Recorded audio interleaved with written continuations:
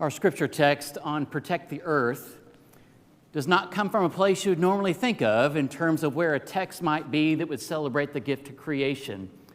We dip into the book of Job, often thought of as the book of suffering. But Job makes an appeal for himself and his relationship with God, and in that appeal for that relationship, he appeals to God's creation, and Job shares these words. But ask the animals, and they will teach you. The birds of the air, and they will tell you. Ask the plants of the earth, and they will teach you. And the fish of the sea will declare to you. Who among all these does not know that the hand of the Lord has done this? In his hand is the life of every living thing, and the breath of every human being. Not all of Job is suffering. Let us pray together. Gracious God, may the words of my mouth, the meditations of all our hearts, be acceptable to you, our strength and our Redeemer. Amen. I begin with a metaphorical example this morning. Several years ago, some of you know I have an interest in things related to finance and numbers. And in my work with families and individuals in ministry, I noticed that lots of people struggle with finances, making their life work financially. And so I did some kind of side training and became a national certified financial educator to help with financial literacy, to help with financial education, to help people manage their financial life in one way or another. And one of the conversations I usually have with an individual or a family is when they put a budget together, one of the what I call audits of their financial life is I want them to look at all the things they spend, and I want them to kind of name, is that item a need or a want? And have them make a list. And as they make their list, I'll then ask them a second question. What of your needs is really a want? But you've convinced yourself that it's a need. That's kind of the second audit of the want-need conversation. It's always interesting to know what we think we have to have, but we really don't, but we've convinced ourselves it's true. I think the same thing has happened with the world we live in terms of our earth. What we think we have to make our life work. What we think we need for our own sustainability in our life. When in honesty, we've kind of made a lot of wants be turned into needs in terms of our use of the world, our partnership with the world. It makes a huge difference in terms of things we have to have versus things we would like to have. The protecting of our earth is essential. It's the only planet we got. We can't go somewhere else. Well, maybe someday we can go to Mars or somewhere else. We'll see how that works. But for now, this is our only planet. And my guess is our generation is not doing a good job of leaving the next generation the world better than we found it. And some of the most challenging parts, at least for me when I think about this process, is two words, maybe not words that the way I use them, but two words that come out of the book of Genesis that have done tremendous harm to how we think about the relationship between humanity and the natural world. And you find them early in Genesis. The first is dominion, and the second is subdue. For generations upon generations, humanity has placed themselves in a spot where they are in charge of, in control of, and can do what they need to do to make sure that humans have a sustainable life. The idea of dominion has essentially become domination and control, and using the world as an asset, something to be used for their own benefit. But what if this world we live in is not looked at that way? And I would think probably many in this room would look at that concept very differently. There is a book called Earth Prayers And this will be the first of two earth prayers that I share. But it talks a little bit about the interweaving of humanity and the natural world and how they are interrelated to one another. The small plot of ground on which you were born cannot be expected to stay the same forever. Earth changes, and home becomes different places. You took flesh from clay, but the clay did not come from just one place. To feel alive, important, and safe.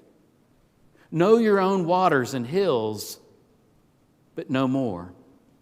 You have stars in your bones and oceans in your blood. You have opposing terrain in each eye. You belong to the land. And sky of your first cry, you belong to infinity. That's a far cry from domination and subdue. I did a little bit of research. I am by no far an expert around things around ecology and the environment, but one extremely concerned about how we care for the world in which we live.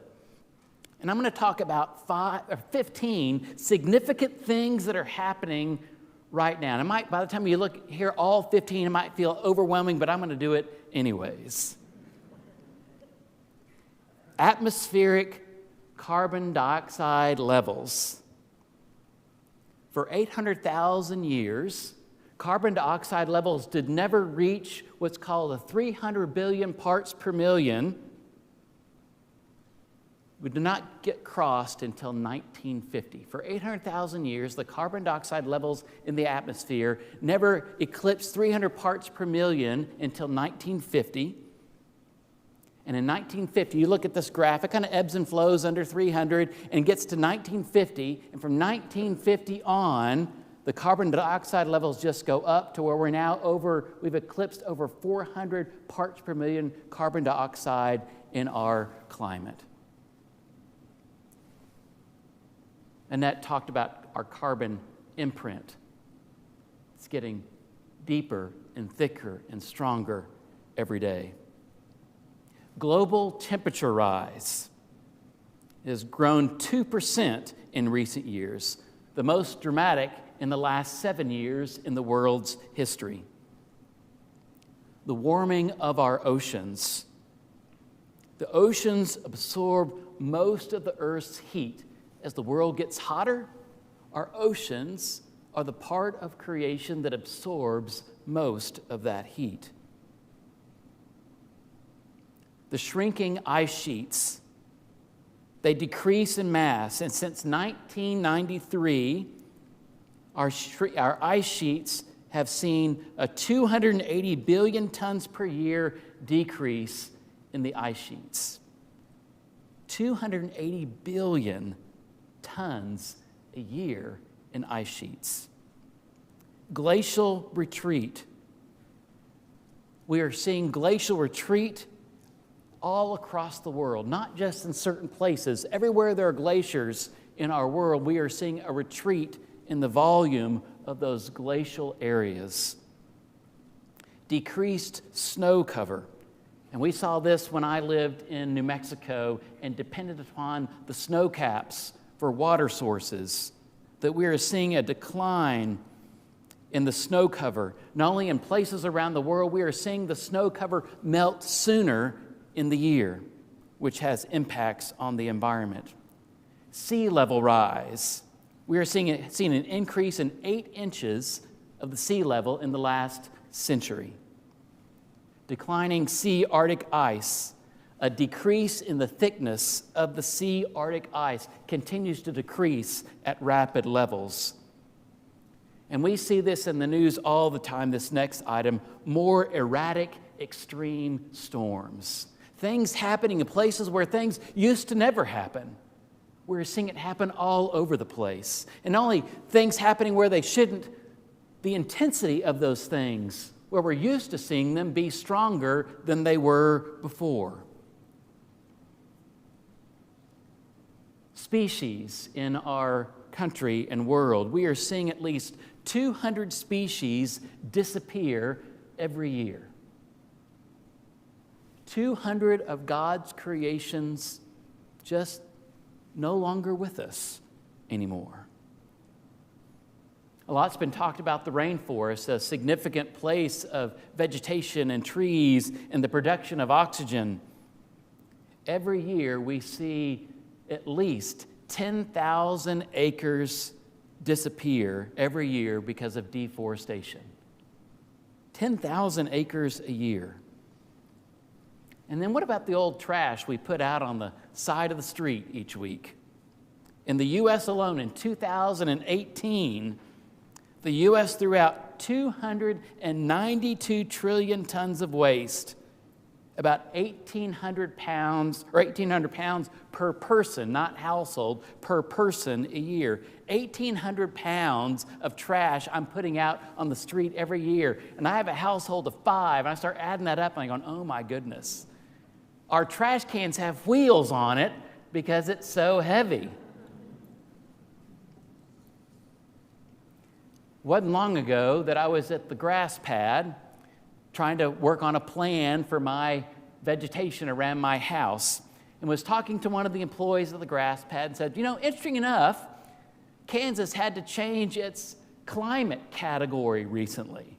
I said, what do you mean? He said, well, Kansas is just warmer than it used to be, and you used to put certain things in the ground at a certain time of the year, but we have a whole new strategy now because the climate of Kansas has changed. And so when you put things down and when you put them down and what you put down is different than it was just a few years ago because of the shifting of climates in our own area. And I think one of the most challenging pieces around our climate picture is where people are living, and maybe more importantly, where people are moving to live. We find people are moving to places because the weather's nicer, the weather's warmer, it seems to be a better climate for themselves, but with no regard to, are those places they're moving to really have the capacity for the humans that are moving there? Do they have the water resources? Do they have the ability for people even to live in mass volumes in those places? But we don't seem to care. We seem to move where we want to move because it makes us feel more comfortable.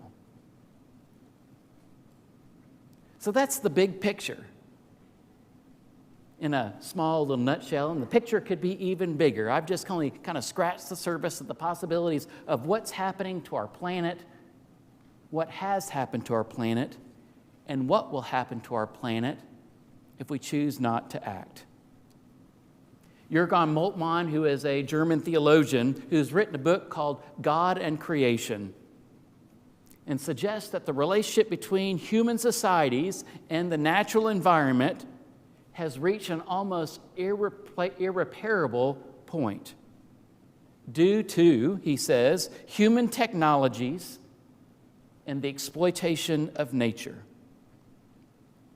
For Moltmann, this is not just about human choices that we make every day. He says it's a larger fundamental understanding of what we think the relationship between humanity and the world really is. He says we often look at it as dominion as domination. We should look at dominion as steward and protector. And we look at it in that way, it changes the way we engage the natural world. Now, I gave you the big picture, and I'm going to kind of pull us back to the smaller picture a little bit. Annette did a little bit of that with her children's time today, showing pictures of things we can do. I see this all the time. I think it's just fascinating. You go to restaurants, it seems like the amount of dollars per entree item is going up all the time. And that's true, partly because of the dynamics we're living in, but partly because restaurants have learned that if they add just a little more food to the plate, they can charge that much more for something that you're trying to consume in your body. Our choices about foods and portions of foods that we eat make a huge difference.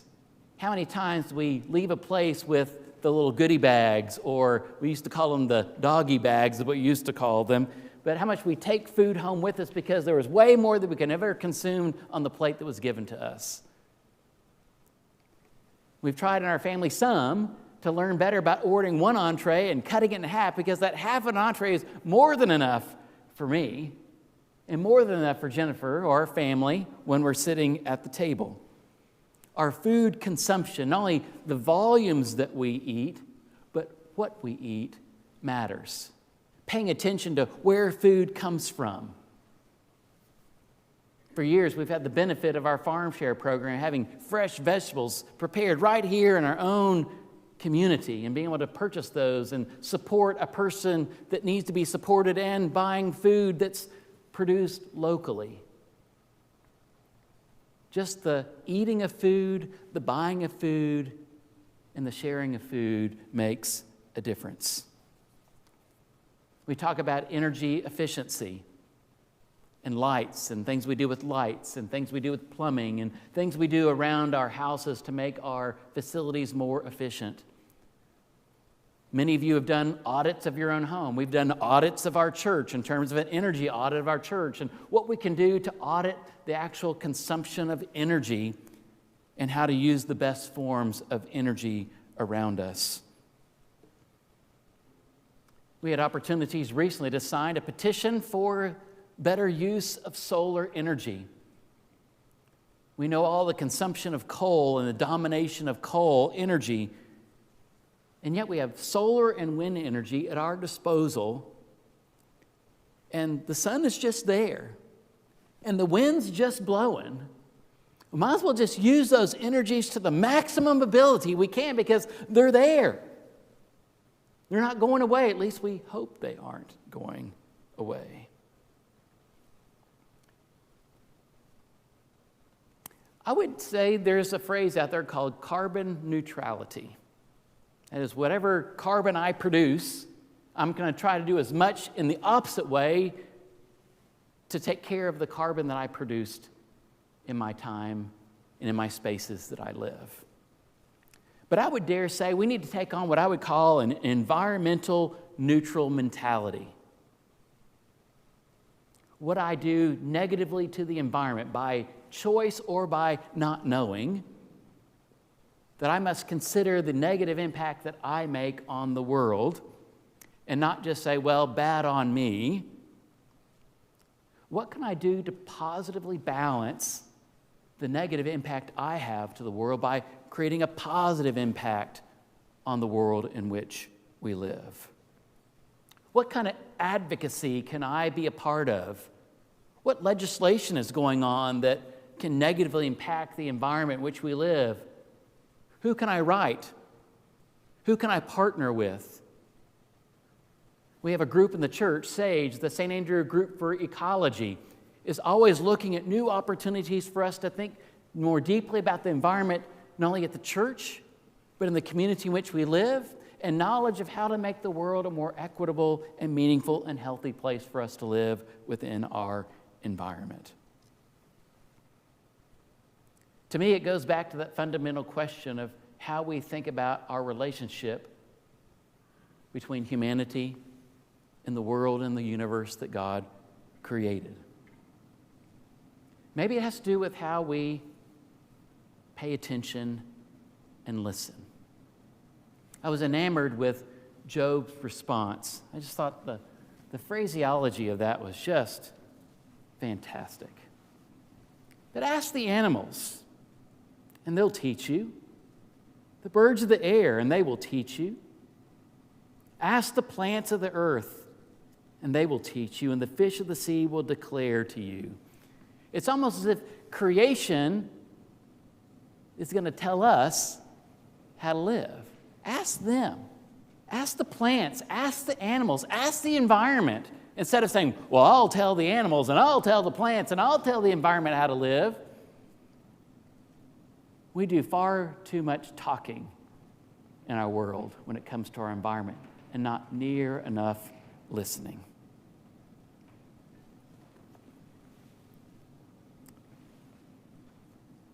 What if we rediscover that the world we live in as humanity is not designed for our unfiltered use, but was actually created for our own healing? Imagine that the world was created so that we could be whole and healed. I hadn't really thought about it that way before. I find that a really interesting concept. We need the natural world to be our best created self. The natural world is our equal partner on this planet with us as humanity. If we truly want to protect the earth, then we must be intentional about our love and advocacy of this planet entrusted to us by our Creator. And every Sunday when we say the Lord's Prayer, we say our Creator. It is our reminder that God created and that we are the creation, that we are not in charge, that we are simply to listen. And maybe if we listen to the plants and the birds and the fish and the world around us and advocate for them, maybe healing can really begin. I close with this.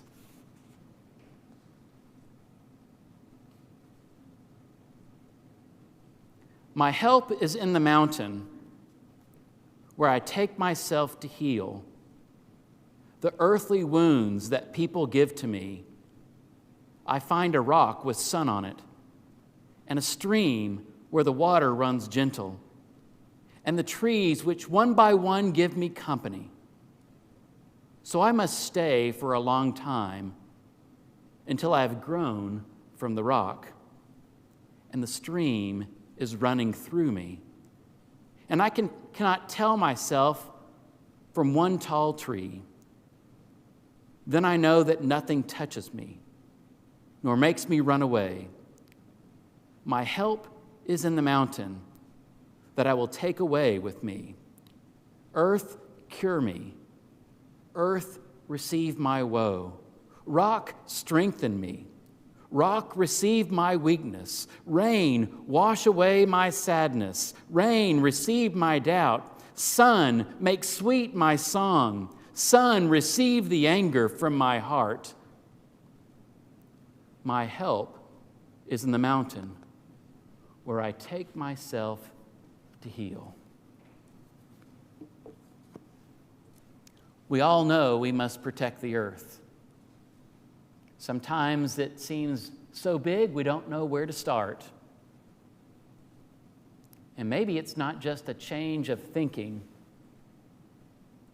Maybe it's just a change of how we understand ourselves as part of God's created world.